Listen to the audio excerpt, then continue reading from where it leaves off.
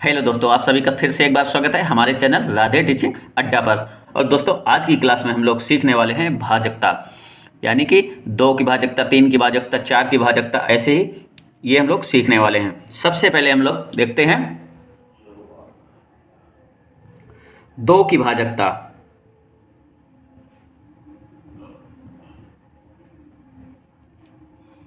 सबसे पहले हम लोग देखते हैं 2 की भाजकता। 2 की भाजकता में क्या होता है कि कोई भी संख्या दी गई होती है, जो भी संख्या दी गई होती है, उसमें 2 की भाजकता ज्ञात करने के लिए क्या देखते हैं कि उसके इकाई के अंक में 0 होना चाहिए, 2 होना चाहिए, 4 होना चाहिए, 6, 8। तो देखते हैं कि उस संख्या के इकाई के अंक में यदि 0 होगा, 2 होगा, 4 होगा, 6 होगा, 8 होगा, तो वह संख्या हमारी 2 से भाज्य होगी। इसके लिए एग्जाम्पल से देखते हैं। जैसे हमारे पास कोई भी संख्या दी गई है, मान लीजिए 2268 है कोई संख्या। अब ये संख्या 2268 दी गई, तो इसमें ये देखिए क्या कहा गया था 2 की भाजकता ज्ञात करने के लिए कि इकाई के अंक में 0, 2, 4, 6, 8 में से कोई भी होना चाहिए, तो वह संख्या 2 से भाज्य होगी। अब यहाँ पे जब इस क्वेश्चन में देखेंगे तो ये देखिए हमारा 8 इकाई के अंक पे हमारा 8 आया हुआ है। तो जब इकाई के अंक पे 8 आया हुआ है तो यह पूरी संख्या 2 से हमारे कट जाएगी पूर्णतया, यानी कि 2 से भाज्य हो जाएगी। उसके बाद दूसरा एक एग्जाम्पल देखते हैं, 7654। अब इसमें अगर 2 की भाजकता ज्ञात करने के लिए कहा जाए तो इसमें भी देख लेंगे कि इकाई के अंक में क्या है इनमें से। तो इकाई के अंक में क्या है, हमारा 4 मिल रहा है। जब इकाई के अंक पे हमारा 4 मिल रहा है, अर्थात ये भी संख्या क्या है हमारी 2 से भाज्य होगी। अब हम लोग 3 की भाजकता देखते हैं।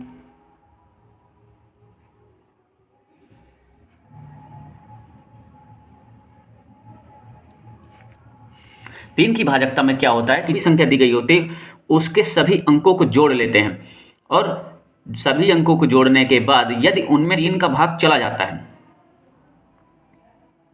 तो वह संख्या 3 से भाज्य होगी। इसको भी एक उदाहरण से देखते हैं। मान लीजिए यहाँ पे एग्जाम्पल में है 384। इसको जब हम लोग देखेंगे तो क्या करेंगे, 3 + 8 + 4, जब इसको ऐड कर लेंगे तो कितना हो जाएगा, 8 3 11 11 4 15 हो जाएगा। अब ये देखिए 15 आ गया। अब हम 3 का पहाड़ा पढ़ेंगे, 3 × 5 = 15, 5 बार में ये हमारा 15 मिल जाता है 3 के पहाड़े में। तो हम ये कह सकते हैं कि 384 जो है वह 3 से भाज्य है। अब इसी में एक और एग्जाम्पल से देखते हैं।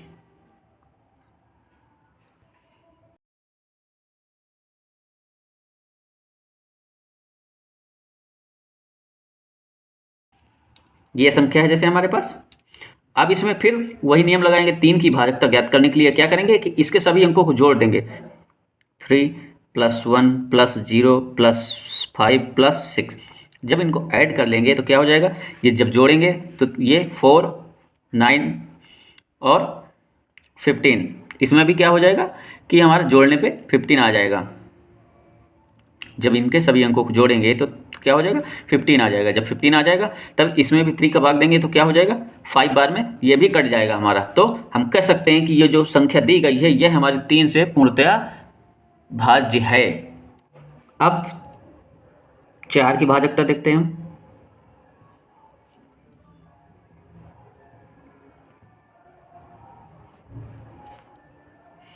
जब 4 की भाजकता देखते हैं तो इसमें क्या होता है कि जब कोई भी संख्या दी गई होती है उसमें 4 की भाजकता ज्ञात की जाती है, तो उसमें क्या करते हैं कि जो संख्या होती है उसके इकाई और दहाई के अंकों से जो संख्या बनती है, यानी कि इकाई का अंक ले लेंगे, दहाई का अंक ले लेंगे, फिर उसके बाद जो संख्या बनेगी उसमें यदि 4 का भाग चला जाएगा तो दी गई संख्या पूरी तरह 4 से भाज्य होगी।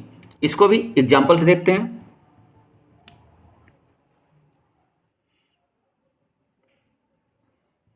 मान लीजिए ये हमारी संख्या 3280 दी गई है और इसमें 4 की भाजकता हमें ज्ञात करनी। तो इसमें क्या करते हैं, इकाई और दहाई के अंक ले लेते हैं। अब इसमें इकाई दहाई क्या, इकाई दहाई सैकड़ा हजार, तो ये इकाई और दहाई हैं, ये दोनों अंक हमारे क्या हैं, इकाई और दहाई है। तो इससे बनी संख्या को ले लेते हैं। तो क्या संख्या हमारी हो गई, 80 हो गई। जब ये संख्या 80 हो गई तो अब इसमें देखते हैं कि यह 4 से हमारा कट जाएगा कि नहीं। अब जब इसमें 4 से हम लोग भाग देंगे तो देखिए 4 से भाग देंगे तो 4 दूनी 8 और 0 वैसे ही। तो ये 4 से हम 80 हमारा जो है 4 से कट रहा है। जब 4 से कट रहा है तो हम ये कह सकते हैं कि यह दी गई पूरी संख्या 4 से पूर्णतया कट जाएगी। एक दूसरा एग्जाम्पल लेते हैं। जैसे 136 दिया गया है। अब इसमें क्या इकाई दहाई सैकड़ा, ये इकाई दहाई के अंक हैं, इसमें से 36 ले लेंगे, इकाई दहाई से संख्या हमारी क्या बन रही, 36 बन रही। अब 36 में 4 का भाग देंगे तो देखेंगे कि 4 का भाग देंगे जब तो ये 9 बार में कट रही है 36। जब 36 हमारा पूरा कट रहा है तो हम इसके आधार पर कह सकते हैं कि 136 हमारी 4 से पूर्णतया कट जाएगी। अब हमारा है 5 की भाजकता। जब 5 की भाजकता देखेंगे तो इसमें क्या होता है कि जो संख्या दी गई होती है उसके इकाई के अंक में यदि 0 है और यदि 5 है या 5 से कटने वाली कोई ऐसी संख्या है तो वो दी गई संख्या हमारी 5 से पूर्णतया विभाज्य होगी। एग्जाम्पल से देखते हैं इसको हम। जैसे कोई संख्या है 3560, ये संख्या दी गई हमारी। अब इसमें हमने क्या कहा कि हम इसके देखते हैं कि इकाई का अंक 5 की भाजकता में देखते हैं कि इसके इकाई का अंक 0 हो, इकाई का अंक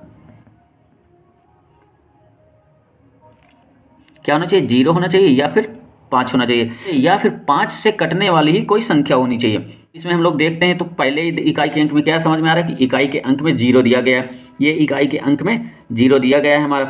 तो जब 0 इकाई का अंक में क्या है 0 दिया गया है, जब 0 दिया गया है तो हमारी भाजकता यही कहती है 5 की कि इकाई के अंक में 0 हो या फिर 5 हो या फिर 5 से कटने वाली कोई संख्या हो, तो वह हमारा 5 से पूर्णतया संख्या कट जाएगी। अब इसमें एक दूसरे एग्जाम्पल देखते हैं हम लोग। मान लीजिए ये हमारी संख्या है 6575 है। अब ये संख्या दी गई तो इसमें भी हमने क्या कहा कि इकाई का अंक देखते हैं कि इकाई का अंक में 0 हो या 5 हो। तो जब देखेंगे तो इसके इकाई के अंक में, ये इकाई का अंक है, इसमें क्या दिया गया है 5 दिया गया है। जब 5 दिया गया है तो हम कह सकते हैं कि यह संख्या पूरी तरह 5 से कट जाएगी। 6 की भाजकता। दोस्तों 6 की भाजकता ज्ञात करने के लिए क्या देखते हैं कि जो भी संख्या दी गई होती है उसमें हम लोग 2 की भाजकता चेक करते हैं, उसके बाद 3 की भाजकता चेक करते हैं। यदि 2 और 3 की भाजकता पूर्ण हो रही होती है तो कह सकते हैं उस आधार पर कि 6 की भाजकता होगी, यानी कि वह संख्या 6 से कट जाएगी। इसको एक एग्जाम्पल से देखते हैं। कोई संख्या है मान लीजिए हमारे पास,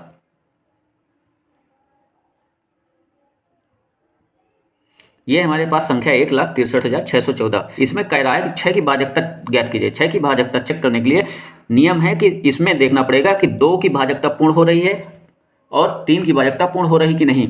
ऐसे में 2 की भाजकता और 3 की भाजकता चेक करनी पड़ती है हमें।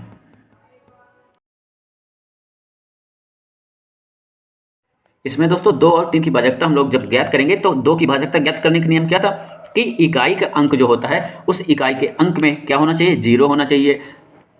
क्या होना चाहिए, 0 होना चाहिए, 2 होना चाहिए, 4 होना चाहिए, 6 होना चाहिए या फिर 8 होना चाहिए, जिसमें से 2 की भाजकता ज्ञात कर सकते हैं। तो यहाँ पे हम क्या देख रहे हैं कि इकाई का जो अंक है वहाँ पे हमारा 4 है। तो जब हमारा 4 है यहाँ पे तो हम कह सकते हैं कि यहाँ पे 2 की भाजकता जो है वो पूरी हो रही है। 2 की जो भाजकता है यहाँ पर पूरी हो रही है, तो 2 से ये संख्या कट रही है। उसके बाद 3 से चेक करते हैं। 3 की भाजकता में क्या नियम है कि इसके सभी जो अंक दिए गए हैं उस सभी अंकों को जोड़ के देखेंगे कि 3 से कट रहा है कि नहीं कट रहा है। तो इन अंकों को जोड़ लेंगे हम लोग। सबसे पहले क्या है, 1 है, फिर 6 है, फिर 3 है, फिर 6 है, फिर 1 है, फिर 4 है। इन सभी को जोड़ लेंगे। तो जब इन सभी को जोड़ लेंगे तो जोड़ने में क्या आएगा हमारा, 6 1 7 7 3 10 10 6 16 16 1 17 17 4 21 आ जाएगा। जोड़ने पे हमारा क्या हो रहा है कि 21 आ रहा है। अब इस 21 को देखते हैं कि ये 3 से कटेगा कि नहीं कटेगा। इसको हम काटेंगे तो यह हमारा 7 बार में कट जाएगा। 7 बार में कट जाएगा। अतः हम ये कह सकते हैं कि इसमें जो है 3 की जो भाजकता है वह पूरी हो रही है। इसमें 3 की भाजकता भी पूरी हो रही है। अब इस 2 की भाजकता भी पूरी हो रही है, 3 की भाजकता भी पूरी हो रही है। इस आधार पर हम कह सकते हैं कि यह जो संख्या हमारी दी गई है यह संख्या हमारी 6 की भाजकता को पूर्ण कर रही है, अर्थात यह संख्या 6 से पूर्णतया कट जाएगी। तो दोस्तों आज के वीडियो में यहीं तक।